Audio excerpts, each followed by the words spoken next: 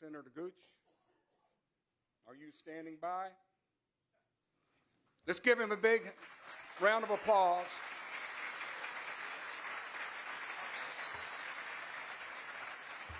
And he's going to carry on. Thank you very much. Thank you, Jay. Hello, Cobb County. How you guys doing? It's great to be with you God-fearing Americans. It's great to be in North Georgia, and what a great day to be an American. Isn't that right? I want you to know this afternoon I had the pleasure of meeting with Governor Ron DeSantis at the state capitol. He shared his vision for the state of Florida and all the success that he's had already and all the things that he's going to do for the next 3 years as governor of that great state. He spent time with 25 other state senators who are God-fearing conservatives, and we continue to move the ball here in Georgia. I represent the beautiful North Georgia mountains up in Dahlonega, but I'm honored to be the majority leader of the Georgia Senate this year and next year.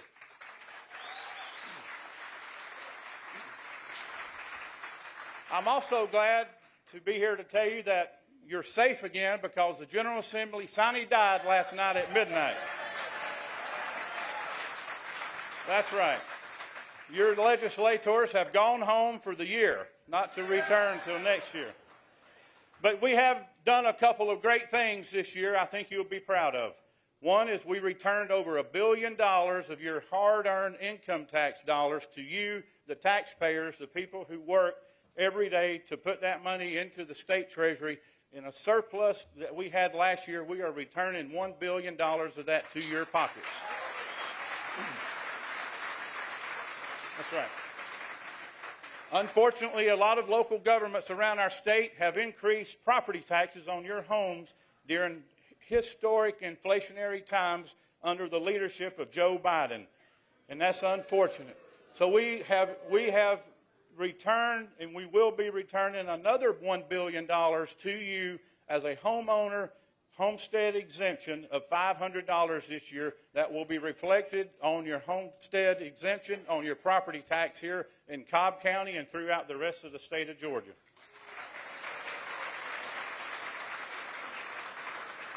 We've also worked hard this year to pass public safety measures, school safety measures, and we're increasing penalties for criminals who break the law in Georgia. We will not. Thank you. Criminals are not welcome in the state of Georgia. We will not tolerate criminal behavior. We will punish those who come into Georgia and break our laws. Folks, it's simple. It's easy to recognize conservative leadership. We have a governor here in Georgia by the name of Brian Kemp. Amen. Brian Kemp, just like Governor DeSantis, has led on several key issues, including the heartbeat bill that we passed a couple of years ago. And I know there's a lot of Second Amendment folks in this room. Am I correct? Amen. We also passed constitutional carry in the state of Georgia just 2 years ago. Republicans believe that your Second Amendment rights are just as important as your First Amendment rights. Amen. We want law-abiding citizens to be able to carry their rifles and their handguns and not be in fear of government oppression and government taking away your rights in Washington, D.C. So we protected that by passing constitutional carry.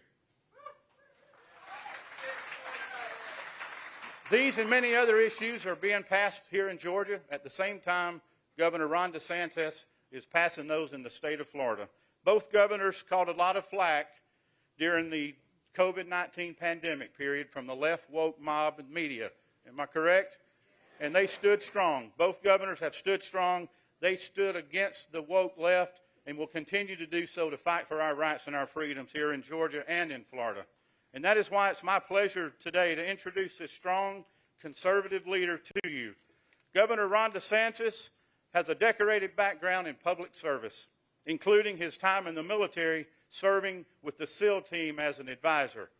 Winning an extraordinarily close race in 2018 for Florida governor, he has totally transformed the state of Florida through bold leadership policy agendas and leadership abilities.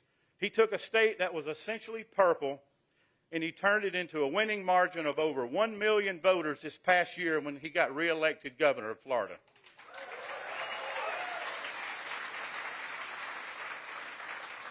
And ladies and gentlemen, for the first election since the Civil War, not one Democrat was elected statewide in the state of Florida. Isn't that awesome?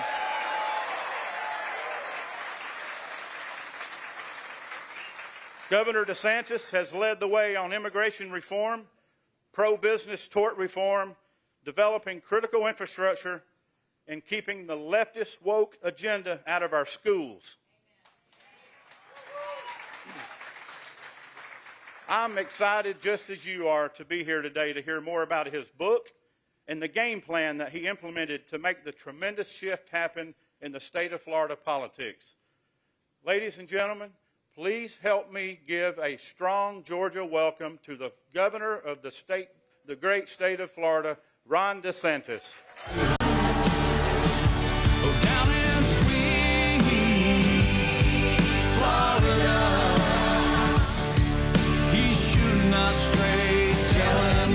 The truth. Yeah, that's right.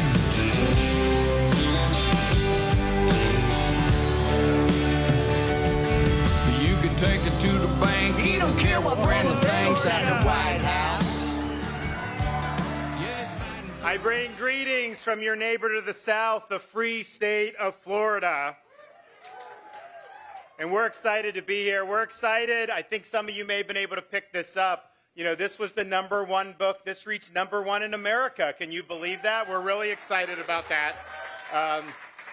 And part of it is it really tells the story about Florida's success, not really as much about me, but it's about delivering results. And we've been proud. We're the fastest growing state. We're #1 in net in-migration. We're #1 in education freedom. We've got a lot of superlatives. One thing we're no longer #1 in is college football. So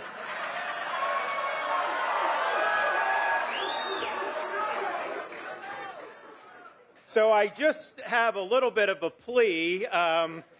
We've fallen behind a little bit where the dogs are, and it looks like they're going to do very well again.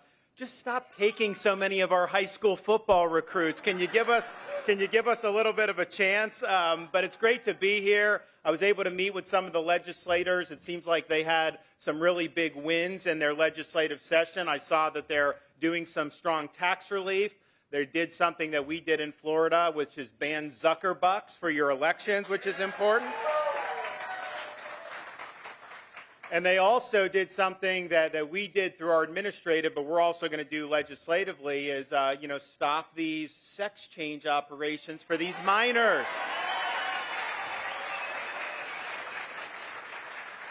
I also want to thank Adventure Outdoors and the Wallace family for hosting us here today.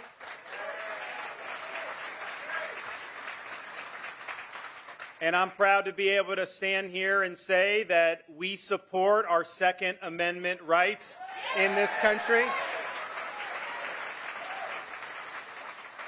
And I know you all just did this recently in Georgia. I think it may have been last year to enact the ability to permitless carry. You don't need a permission slip from the government to be able to exercise your constitutional rights. And as of right now, there's 25 states, so half the states allow that. Well, in Florida next week, we're going to make it 26 because I'll be signing the legislation into law. So I think part of what we've been able to do in Florida, and we talk about in the book, is, I got elected in 2018 by 32,000 votes, about a half a percentage point. And it wasn't a good year for Republicans. Most people thought that I didn't have a chance, but we were able to do it. And Florida, if you look at our history, for the previous 10 years, every Senate or every governor or presidential result was like 1%. 2010, 2012, 14, 16, 18. And so people told me, look, this is a divided state. You barely squeaked in. Trim your sails. Don't rock the boat. You just got to bide your time a little bit. And I rejected that advice because Because my view is very simple. I may have earned a mere 50% of the vote, but I earned 100% of the executive authority. And I intended to use it to be able to advance an agenda. And my philosophy was that, one of our founders, Alexander Hamilton, said this, that energy in the executive is the leading characteristic of good governance. You look in Washington, we don't have much energy in the executive right now, I can tell you that. But we had an opportunity to make things happen. So I said, we're gonna be bold, but I am not doing polls. And so since I've been governor, we have never taken a single poll about telling me what to believe or on any type of issues, because a leader is not captive to public opinion or poll. First of all, a lot of these polls are wrong, but they're not captive to polls. A leader will get ahead of public opinion. A leader will shape public opinion, and a leader will bring people to his side by producing good results. And so we led on conviction, we led on instinct, but we were not captive to some political consultant or some polling. We also made it very clear to people working in the administration. This isn't going to be like Washington, where you come in and you leak and you do whatever you want with your own agenda. No, if you're working in our administration, you got to put the interests of the public above your own agenda.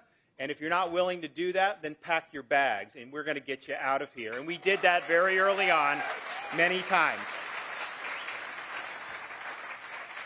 And I don't think we've had, for like the last 4 years, I don't think there's been a single leak of anything that we've done. And that's important because you need everyone going in the right direction. It also helps you execute. And the final thing I said we had to do was, I'm sick of some of these Republicans that get into office and they're like potted plants. They just wait for things to happen. They're always on defense. They let the media determine the debate or the left determine the scope of the debate. We said we're not doing that. We're going on offense in Florida, and that's what we did. And so we came out of the gate. We would do things. No one knew what to expect, and we just did it, and we've kept a very torrid pace for over 4 years. And what was the results of that? Because that's not the typical way people would tell you to go about your business. Well, the results are, after 2018 winning by 32,000 votes and half a percentage point, November of 2022, we won by 1.5 million votes and almost 20 percentage points. And so what does that tell us? What it tells us is bold leadership is rewarded. People want to know that you're willing to fight for them. They want to know that you're willing to stand your ground. They want to know that you're doing what in your heart you think is right. And I can tell you, you don't win by 1.5 million votes by only getting the votes of people that agree with you on 100% of the issues. I had people that disagreed with me on some things, sometimes even a lot.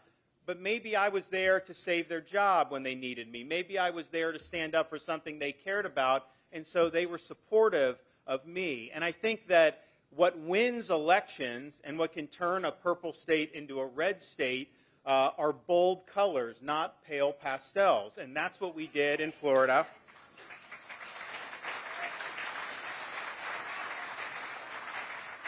And the result was not, because sometimes people win elections, sometimes you can do pretty good, but what we've been able to do in Florida is we've fundamentally altered the political trajectory of the state. The Democratic Party in the state of Florida is dead.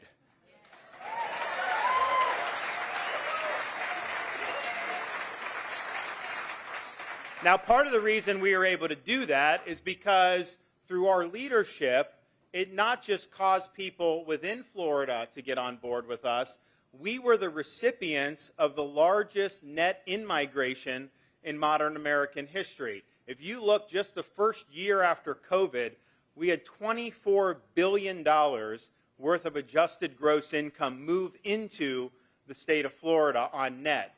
California, New York, they were losing $15 to $20 billion.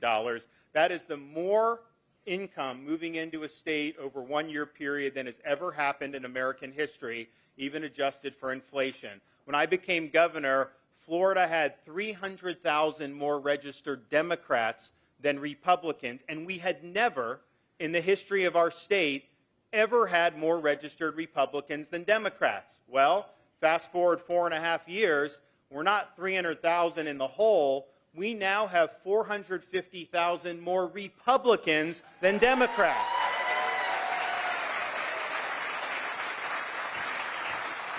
And that was partially because of the migration. You've seen a massive exodus from states governed by leftist politicians to states governed by conservative principles. And the trend is unmistakable of where people are leaving and where people are moving to. And if you look at Florida and Georgia and some of Texas, some of these other states, the way you're governed is so radically different than the way you're governed in these other states. In Florida, our economy has grown more than any large state since I've been governor. We have no state income tax. You guys should try that. It's not a bad thing to have.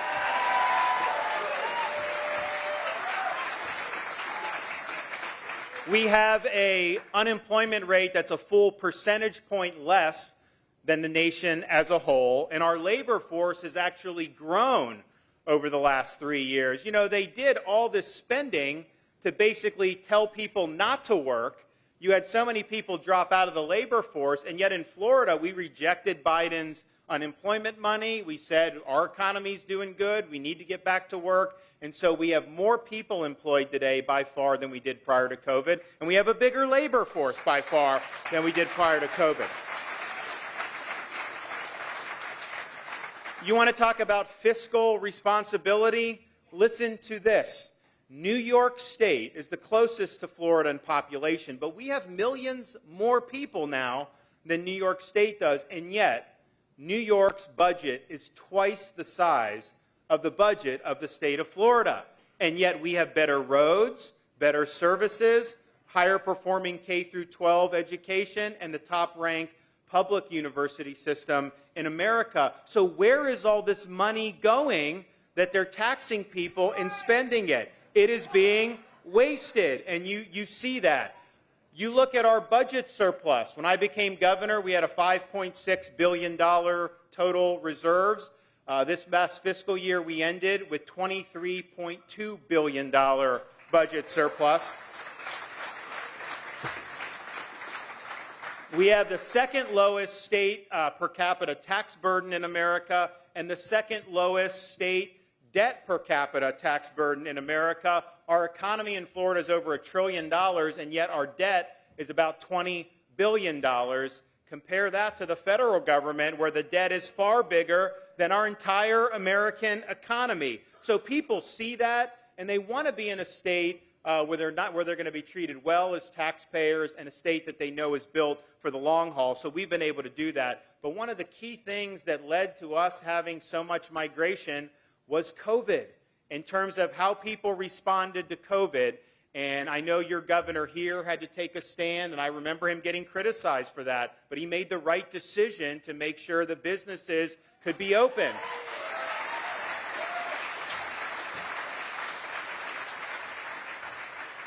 And so I'm proud that when the world went mad, when common sense suddenly became an uncommon virtue, that Florida stood as a refuge of sanity, a citadel of freedom for people, not just in our state, throughout the country, and even people around the world that would come to Florida for refuge, because we would not allow our state to descend into some type of Faucian dystopia where people's livelihoods were destroyed.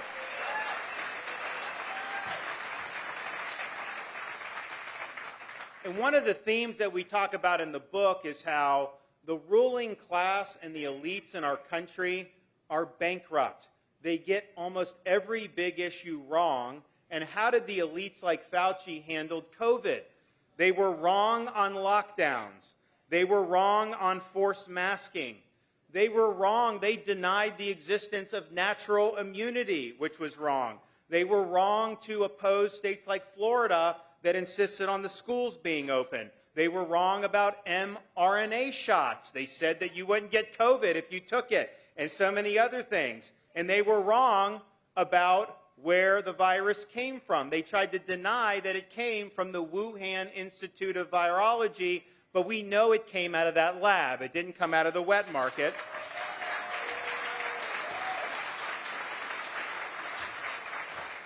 So they were wrong about all those things. Many people, particularly in the blue states, really got hurt. People lost everything. They lost their jobs. Their freedoms were infringed upon. It didn't make a hill's bean a difference in terms of the virus. You know, Florida, in spite of being open compared to California and New York, which approach it differently, our excess mortality was less than New York and California. So all of that was really for naught. It was destructive, and it set in motion a lot of the problems we still see now with our economy. The inflation and all that really goes back to that time. So my question is where is the accountability? How come people like Fauci haven't been held accountable for being wrong on all this stuff?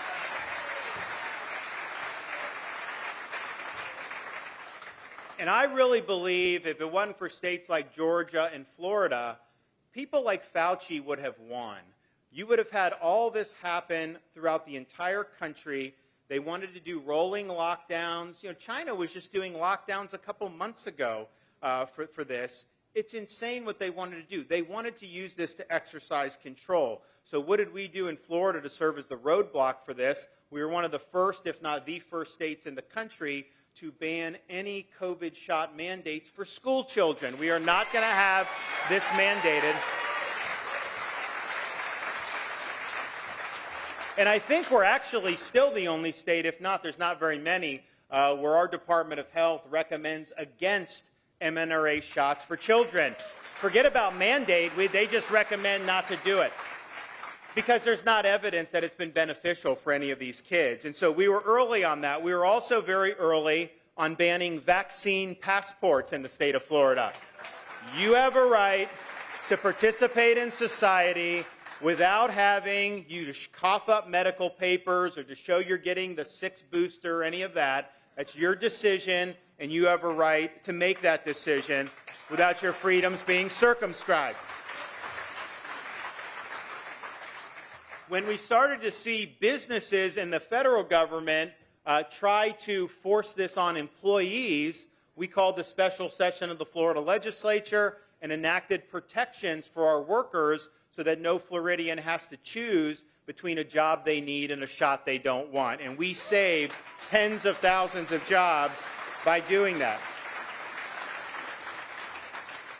And, you know, you're in Georgia, I'm in Florida. There's kind of an instinct to just kind of say, man, some of that's ancient history. That's a year, 2 years ago, whatever. But just keep in mind, Biden's administration is still clinging to some of this stuff. We have this mandate for the vax for air travelers from foreign countries. We're doing the Miami Open tennis tournament down in South Florida. We wanted Novak Djokovic to be able to come and participate in the tournament, but he's not gotten the mRNA shots. And from the very beginning, he said he's not going to do it because he didn't need to do it. I mean, he's in great shape and it's fine. He's already had COVID, but they say if you don't show proof of this, then you can't get in. Now, I wrote Biden a letter. I said, you got to stop this insanity. But I also have noticed in your executive order, we may be able to sneak someone in by boat. Is that okay? Can we do it? He didn't respond to that.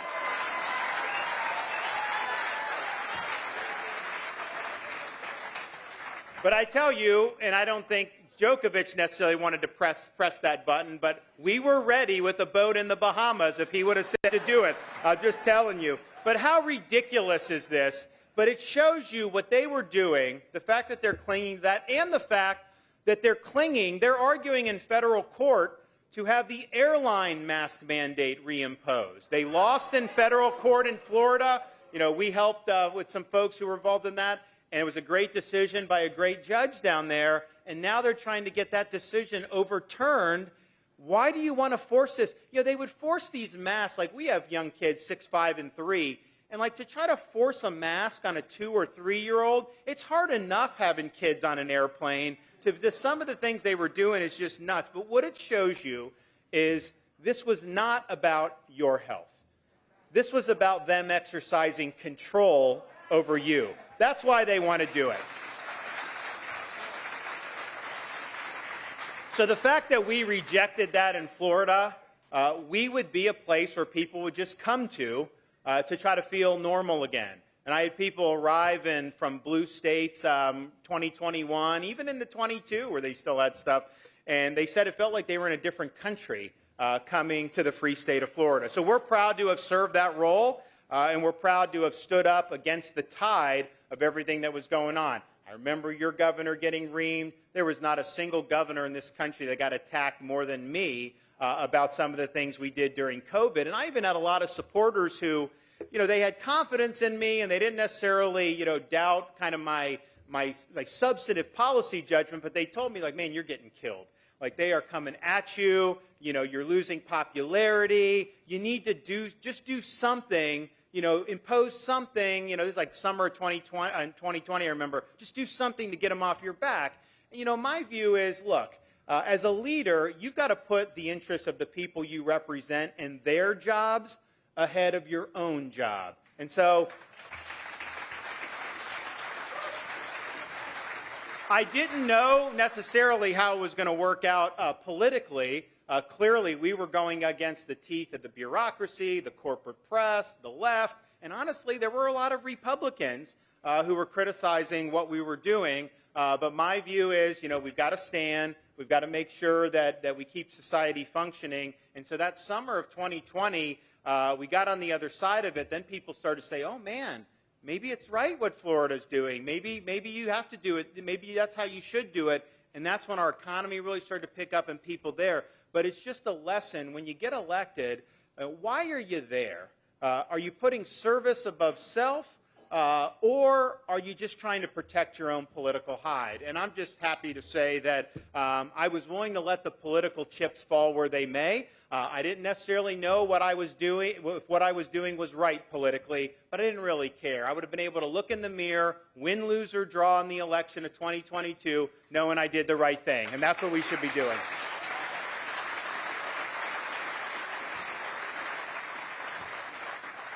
If you ask people moving into Florida, why are you doing it? Yeah, the taxes, they would have said. But honestly, we've always had much lower taxes than California, New York, Illinois, these places. They would say, get out of the COVID insanity. But one of the top things people would mention is public safety. Because what we've seen in these deep blue jurisdictions across the country are political leaders and ideologues turning their back on police, turning their back on tough-on-crime policies, and causing the destruction of the quality of life in so many cities throughout our country. You look at a place like San Francisco, it's been hollowed out, largely because of the crime problem, because they weren't holding people accountable. You had rioting in there and other parts of the country that was allowed to go on unabated. And if people don't have their physical safety, then you don't have anything. What is the economy, education, and all that going to amount to if you don't have personal and physical safety? So it was a huge thing for Florida to be unabashedly a law and order state. I remember seeing the riots in Minnesota, started to see it percolate throughout the country. We didn't waste any time in Florida. I activated the National Guard, had them on standby, ready to go, because we were not going to let cities in Florida burn to the ground. We were going to make sure to stop it if it happened, and of course it didn't end up happening.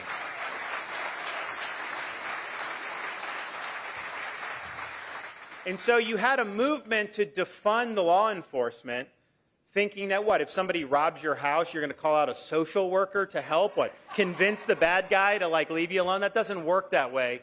And so they were slashing money from the police. We refused to do that in Florida. In fact, I signed legislation prohibiting local governments from defunding the police. And so if you had a city like if Atlanta wanted to take it out, we'd put it back in and make sure the cops were able to be on the street. That's what we need to be safe.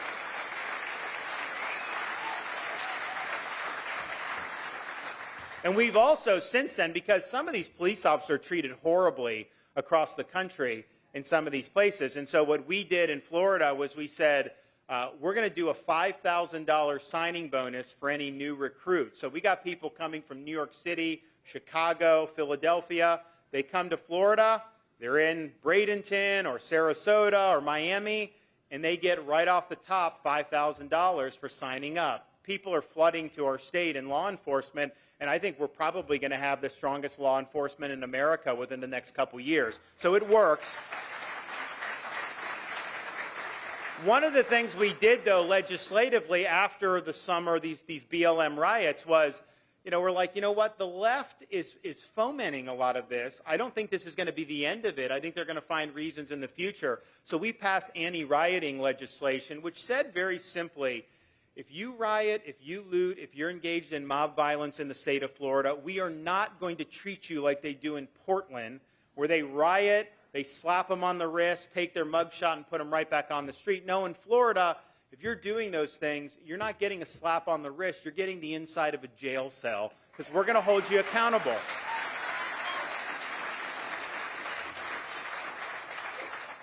And I'm happy to report that that anti-rioting legislation was actually condemned by the United Nations. I know I'm on the right track if the UN doesn't like it.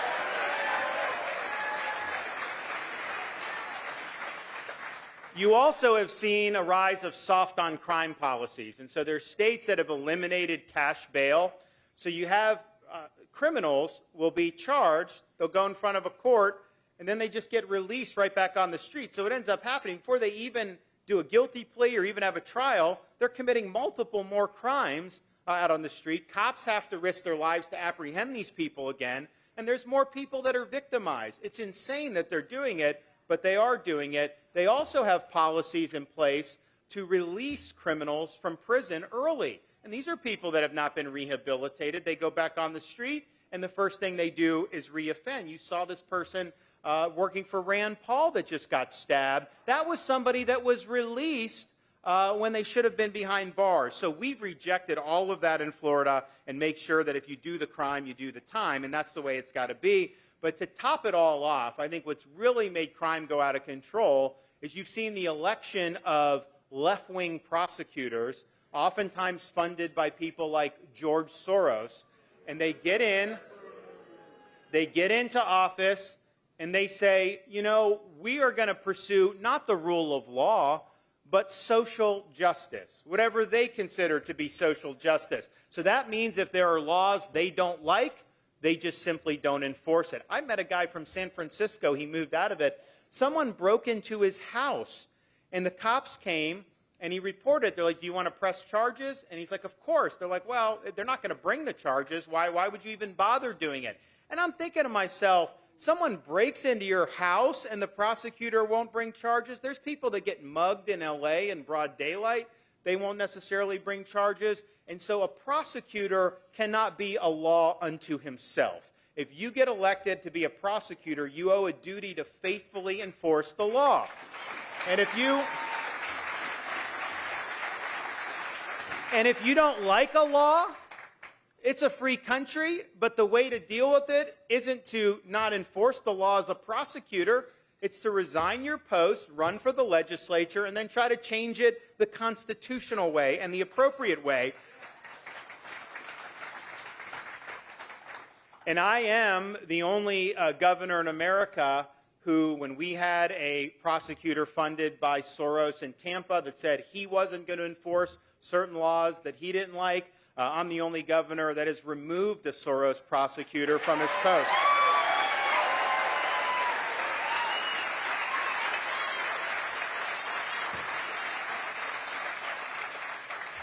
One of the things with respect to law and order, to me, is having control over your borders and making sure that you don't have illegal immigration and you don't have drugs pouring in.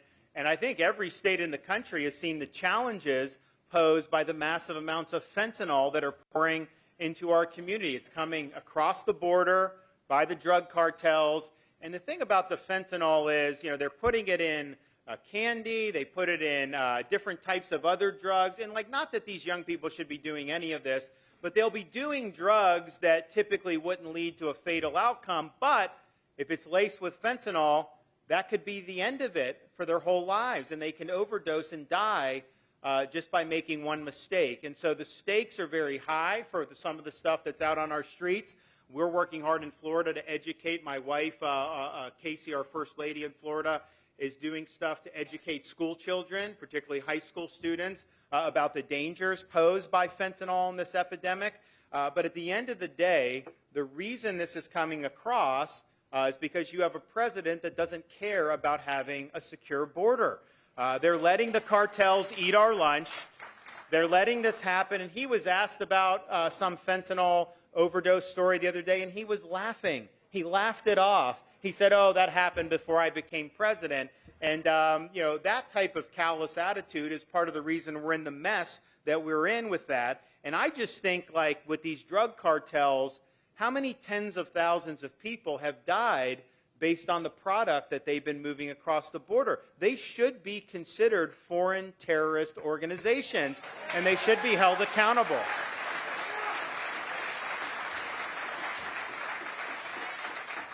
You also have criminal aliens coming across the border.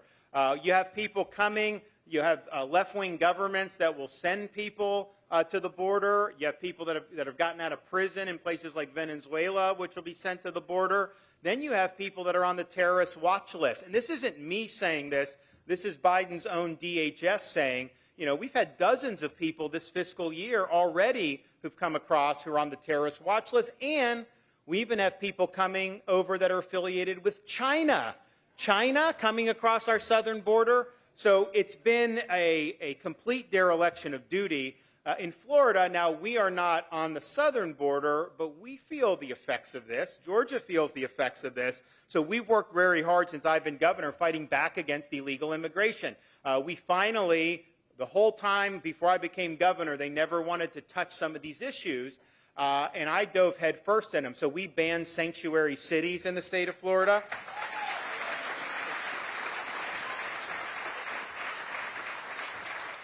We sued Biden and won against his catch and release policy. So a federal judge in the Panhandle says it's unconstitutional what he's doing. So that's good.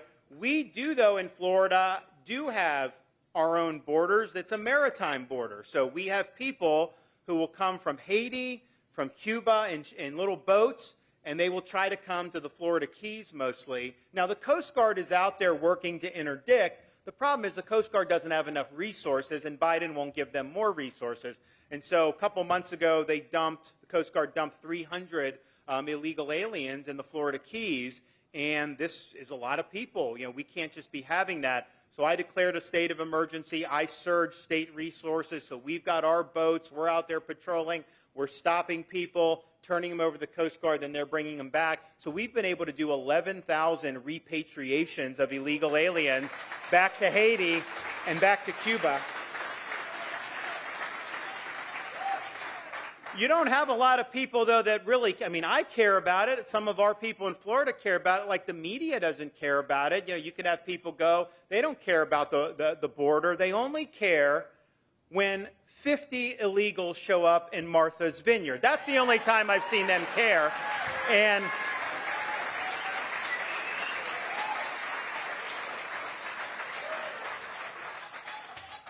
the thing is, Martha's Vineyard claimed they were a sanctuary jurisdiction. They had an office in their little downtown that said, nobody is illegal, all are welcome here. We'll be the refuge for people coming, whether you're legal or not. And that was virtue signaling. Because when you had 50 that came, what did they do? Did they honor their commitment to be a sanctuary jurisdiction? No. They called out the military to deport them off their island. Now, can you imagine if a Republican jurisdiction tried to do that? But they didn't want to deal with it. So you have these very poor border towns have tens of thousands of people running through, causing all sorts of havoc, and the elites who support open borders, they could care less. The minute that problem is brought to their doorstep, then all of a sudden, it's too big of a burden for them to handle. One of the wealthiest enclaves in America can't even handle 50 people coming. Give me a break. And so when we did that, I think we really exposed what's going on here. The left wants to impose their ideology on our country as long as they don't have to suffer any of the consequences. They want you to suffer the consequences. They want us to suffer the consequences. And I just think that, we've talked a lot, but I think we need to get serious and finally build a wall along the southern border. Needs to be done.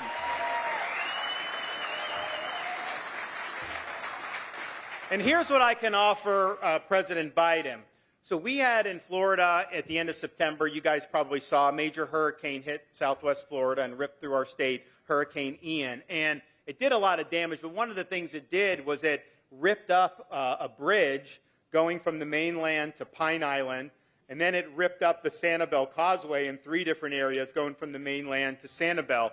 And those are not state bridges, those are not state roads, so that's a local issue, but the residents were being told it was going to take 6 months to be able to have access to these islands again, which if that would have happened, the island just would have died. I mean, there's no way you could have done enough what you need to do with boats and some of the other stuff. So they came to me and they said, Governor, can you help us? And I'm like, yeah, I'll help you. I'll take it over. So I got my people together and I said, listen, I don't want any red tape. I don't want any bureaucracy. I don't want any song and dance. We need to fix the bridges. Let's get it done and figure out. And so we took over the job for the Pine Island Bridge, and 3 days later, the bridge was reconstructed and residents were able to access the island. And I bring that up just because I am willing to send my Florida team to, if they could rebuild the bridge in 3 days, they can put a wall on the southern border. Put us in, Coach. We'll do it. We'll get it done.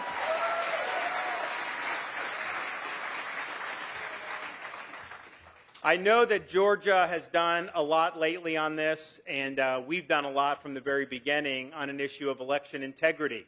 And if you look about Florida, people now look at us as the model for how to conduct elections. 20 years ago, no one looked to Florida as the model for how to conduct elections. So there's been a lot that's gone into it. One of the things I did when I became governor was we removed supervisors from South Florida who had bungled elections in the past, made sure we got those offices on a better foot.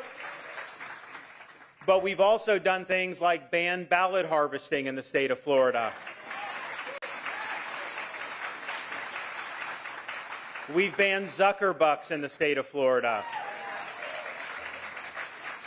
We don't allow mass unsolicited mail ballots to be sent out. California sends these out, and there's people who haven't lived in California for 10 years. They get ballots showing up in like Oregon or in like Wisconsin saying vote in California.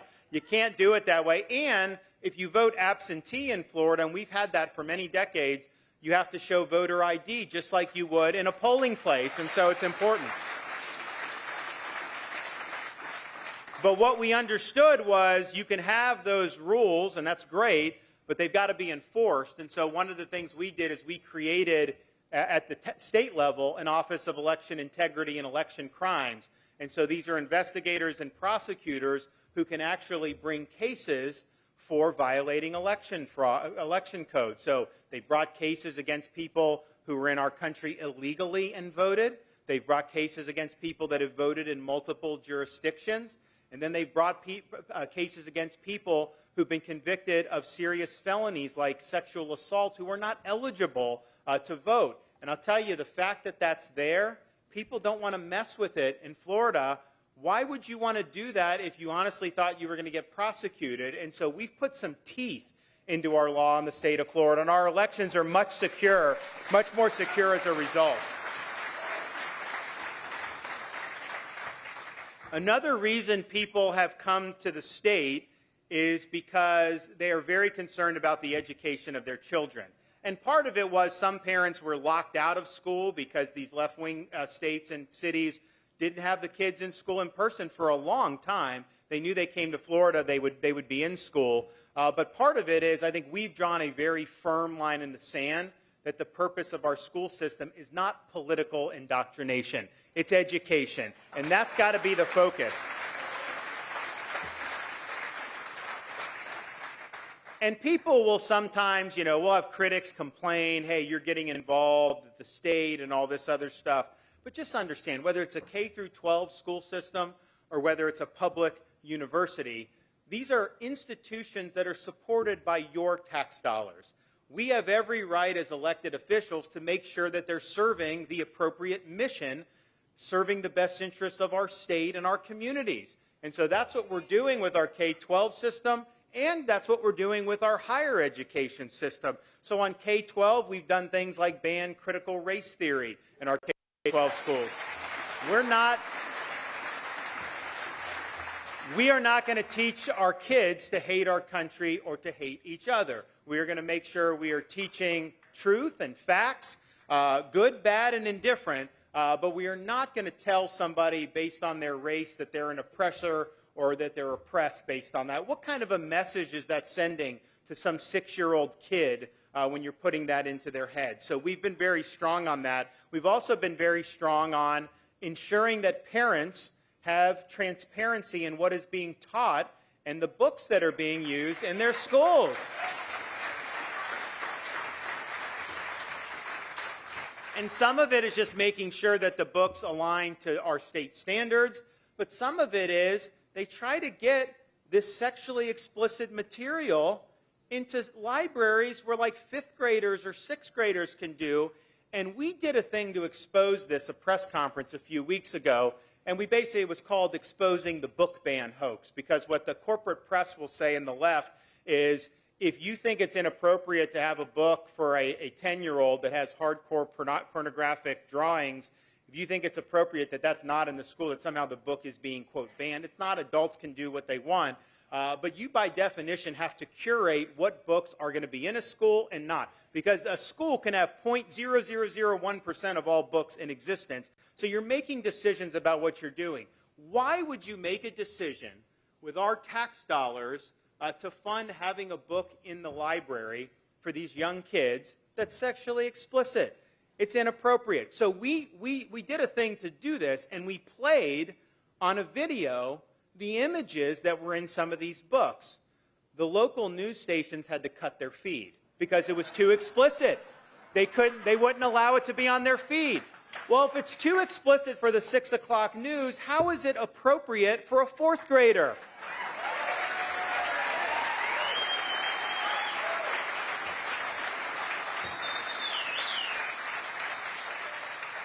And as proud as I am about standing up against stuff like that, I also think we have a responsibility to stand up for what you're for. What do you think should be in school? And so we've put a renewed emphasis in Florida on American civics. We think everybody needs to have a foundation so that they understand what it means to be an American. So not only do we have standards where they got to learn the key things, they take a test their senior year to identify their level of civic knowledge. We also created a course for teachers where they get a $3,000 bonus, but they go through the course, and it's been compiled by great scholars from places like Hillsdale College and all these other great places that's really talking about the foundations about how our country came to be. And I think it's important that we do that, because no matter what a student's going to do, you can go into law, you can go into business, medicine, you can go to college, you can go into a trade. Everyone will be called upon to exercise the duty of being an American citizen. And I think we owe it to people that have sacrificed in the past, as well as ourselves, our kids and grandkids, to make sure that they're not being graduated as listless vessels, that they have a good foundation, and that they can go out and be productive citizens. We've also, and I think we're the only state in the country that's done this, we have identified every November, we do on November 7th, a day where our school children learn about the victims of communist regimes throughout history. So we're going to teach the truth about Marxism and Leninism. We're going to let people know about the 100 million dead in the 20th century. And we're going to make sure that they don't take our freedoms here in the United States for granted. We've also drawn a very firm line in the sand against imposing things like gender ideology in our schools. And it is just inappropriate for a teacher to be telling a student that they may have been born in the wrong body.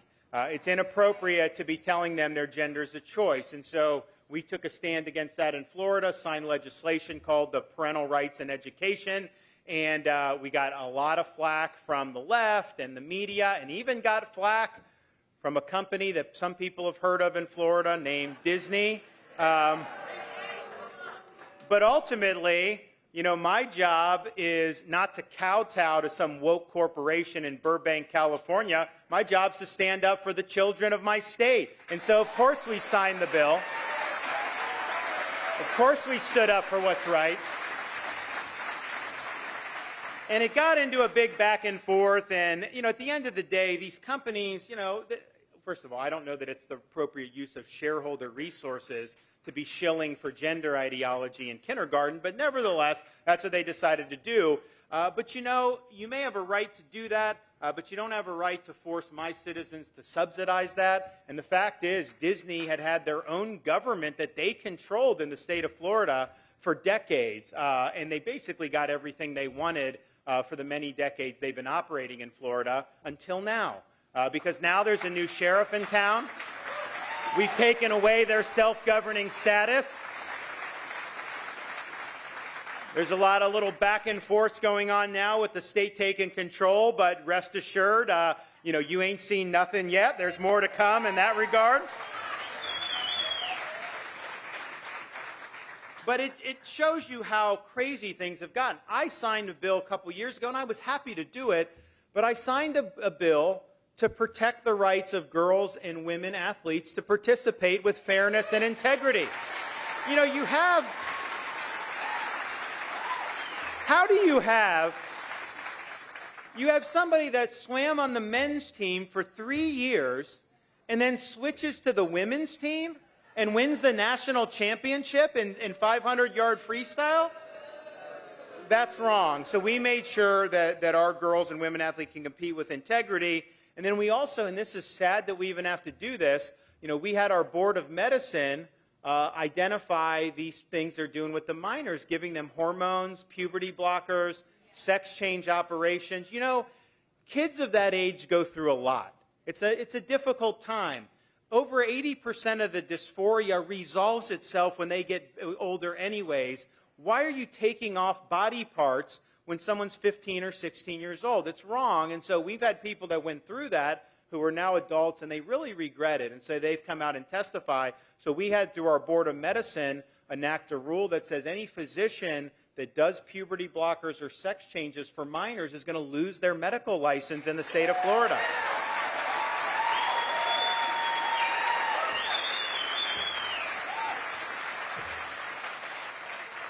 It is an example of woke ideology infecting the institution of medicine. And we've seen woke affect a whole bunch of other aspects of our society. And anytime woke infects something, the institution gets destroyed. And so in Florida, we recognize that woke ideology has been on the march in our society. We understand it's not only a matter of winning these debates in the legislative chambers, although you've got to do that. You also have to look at what's going on in schools and in medical and in corporations and the whole 9 yards. And it's not a free state if the left is able to impose their agenda through corporate America or through these other arteries of society. And so we have taken a stand against all of the wokeness, and we say very simply, we'll fight the woke wherever it is. We'll fight them in the legislature. We'll fight them in the corporations. We'll fight them in the schools. We will never, ever surrender to the woke mob, because Florida is where woke goes to die.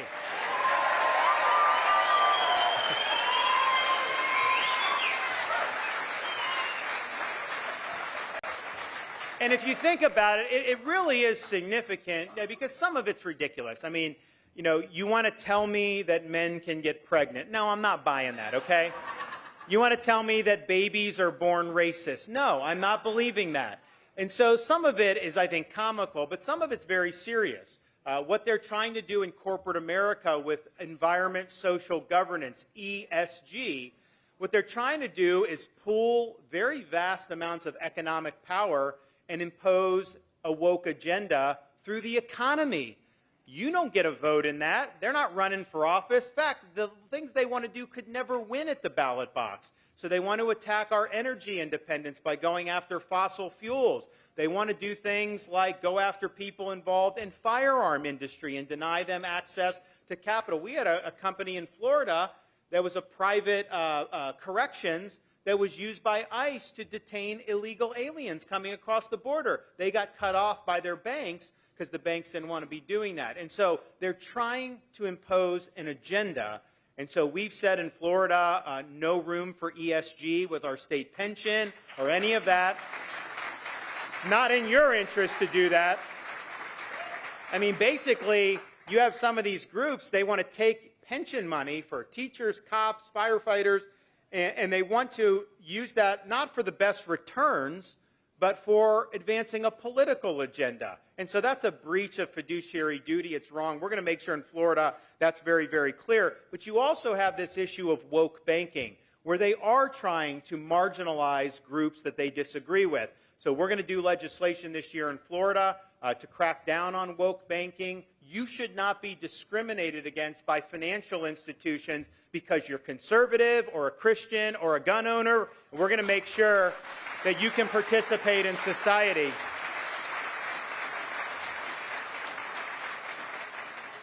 We also are addressing something where corporate America over the last several decades, I think, has failed to put the best interests of our country first.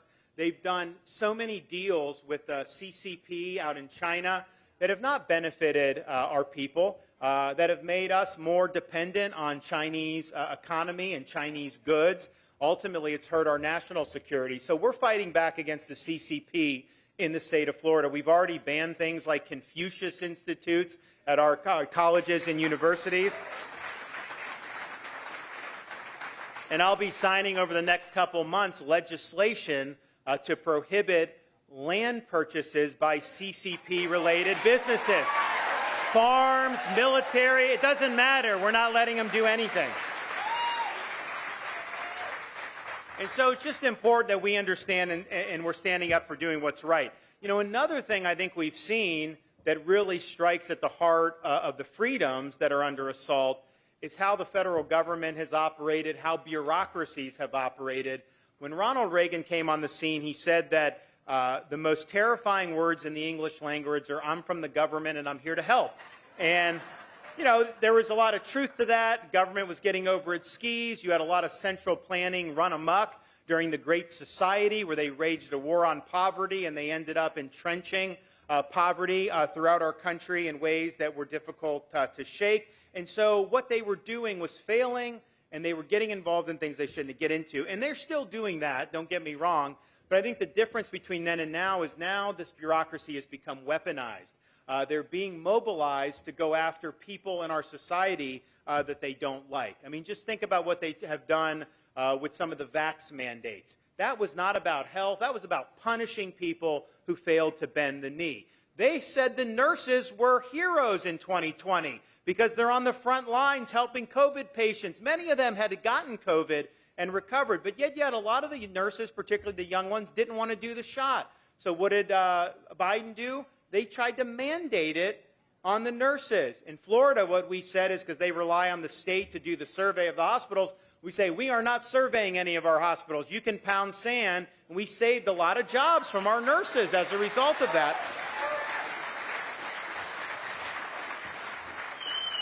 But what does that say about a government that views you as a hero one year and then the next year doesn't think you should be able to earn a living based on a personal decision about a shot that has not been tested the way most vaccines are? It was emergency use, and they wanted to take away people's freedom and livelihood over it. That is a weaponized government. You also look at how they colluded with big tech to censor truthful information about the 2020 election, about COVID. You could not have an article on Facebook that was criticizing COVID lockdowns in March of 2020. You could not have anything on the internet that was criticizing the wet market theory. And if you said lab leak, they said you were a conspiracy theorist. If you said that young people have an increased risk of myocarditis based on mRNA shots, they would take it down. So that's government, people like Fauci, telling the tech companies what information they do not want you to have, and then the tech companies are doing the bidding of the bureaucracy and of the federal government. That is unconstitutional. They cannot do that. And yet they've done it. And I think the thing that really, really floored me, as much as all that other stuff is bad, when you had parents who were upset about what was going on in their kids' schools, they didn't want their kids forced to wear masks, they didn't like CRT, they didn't like a lot of this stuff, they started going to school board meetings and speaking their mind. That's supposed to be what a citizen would do. That's why we have these things. And yet, what did the Department of Justice do? Merrick Garland mobilized the FBI to go after some of these parents. And they had to back down because there was such outrage. But the fact that you could even for a minute think that that was appropriate shows you that this is not a government that has your best interests at heart. And so I look at that and I just see how freedom is really under attack throughout our country. States like Florida, Georgia, Texas, a handful. I mean, we really are standing for what's right. And just think about what we're getting out of Washington. I mean, Biden, it's honestly sad. He's weak. He's floundering. He doesn't have a good sense about what's going on around him. But the decisions that he's made has been very, very damaging. I mean, we know the border. We know all that other stuff. Just think about the economy. You've had trillions and trillions of dollars of fiscal stimulus. You had the Fed pump trillions and trillions of dollars into the money supply. Of course you're going to get inflation when that happens. And they all said it wasn't going to happen. The Fed said the inflation was transitory, so they didn't do anything about it. And what have they done for a lot? They've been hiking interest rates, which has hurt a lot of people. It's slowing down the economy. And then what do they do within the last month? You have a bank in Silicon Valley.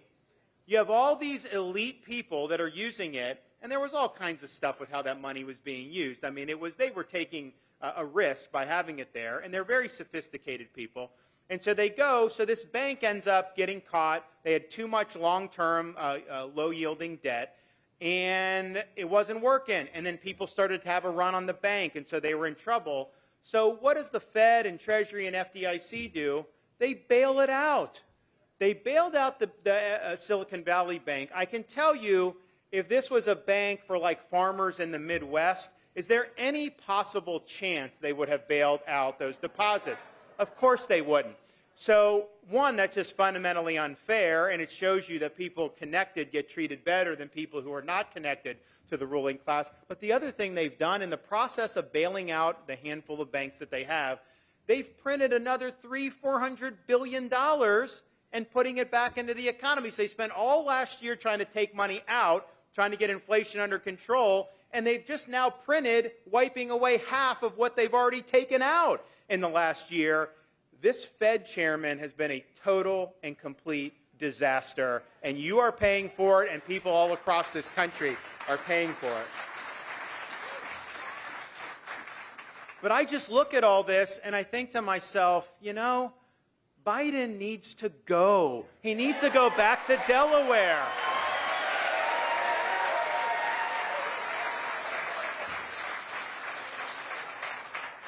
And I look at that, and you see how many Americans think we're on the wrong track. You've seen so many failures over the years. Some of the COVID stuff, some of the things with the financial crisis. There's been so many things, not even being able to have your border secure. And a lot of people really wonder whether we've peaked as a country. I think there's a lot of pessimism out there. I think we have declined over these last many years. But here's the thing. And I think Florida shows this. I think some of the other red states show this. A decline really is a choice. Success is attainable if you want it. And freedom is something that's definitely worth fighting for. When you do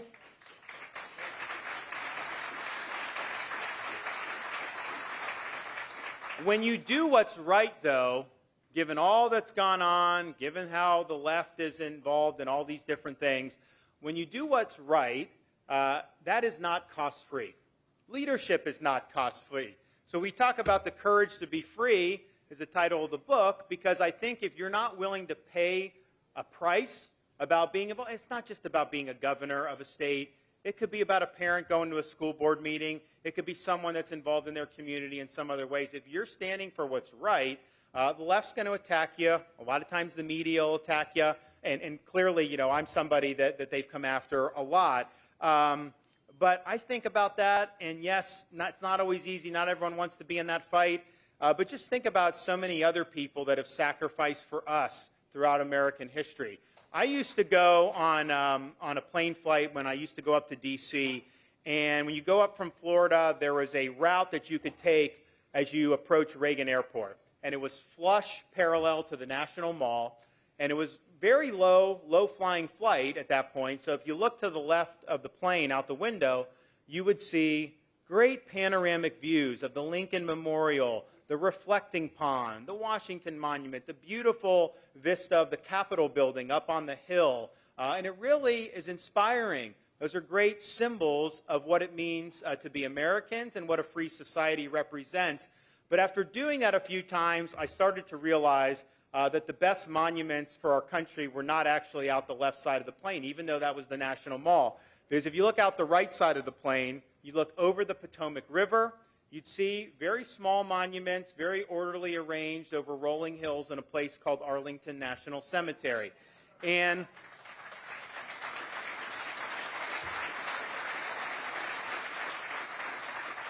it occurred to me, and I think this is true, you could have the best Declaration of Independence in the world, you could have the best Constitution in the world, you could have had the best presidents in the world and other leaders throughout history.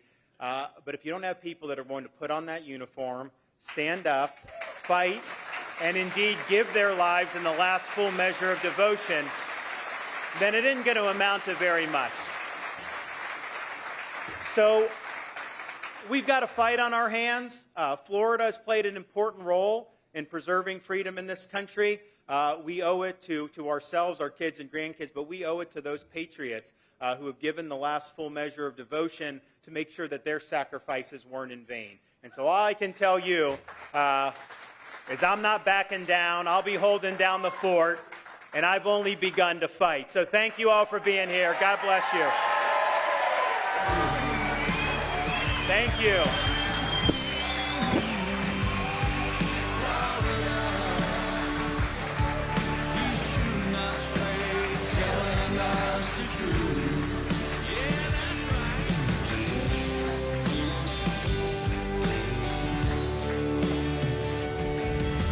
Take it to the bank. He don't care what Brandon thinks at the White House. Yeah, he's fighting for the right to keep our state free. Well, he's taking on the swamp and he's calling out Dr. Fauci. He's the only one